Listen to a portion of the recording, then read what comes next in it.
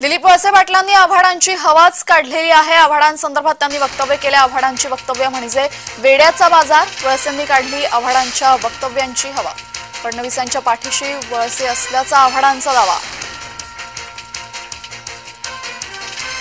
फडणवीस जे मुख्यमंत्री झाले ते फक्त दिलीप वळसे पाटलांमुळे झाले। इतकी संधी दिलीप वळसे पाटलांना दुसऱ्या कुठल्याही स्पीकरनी दिली नसती।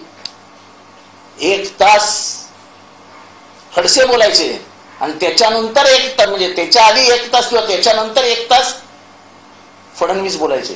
आणि आमच्या पक्षाचे सदस्य असताना मी निष्पक्ष आहे, मी कुठल्याही पक्षाचा नाही असं आम्ही त्यांच्याशी भांडायचो तेव्हा आम्हाला सांगायचे मी स्पीकर आहे, माझा तुमच्या पक्षाशी आता काही संबंध नाही। कोण काय म्हणालं, कोण काय म्हणालं याला काय उत्तर देण्यात अर्थ नाही। आणि जितेंद्र आव्हाडांच्या प्रश्नाला तर अजिबात नाही। त्यामुळे मी त्यांना जास्त बोलू दिलं म्हणून ते मुख्यमंत्री झालं, म्हणजे हा वेड्याचा बाजारच आहे ना।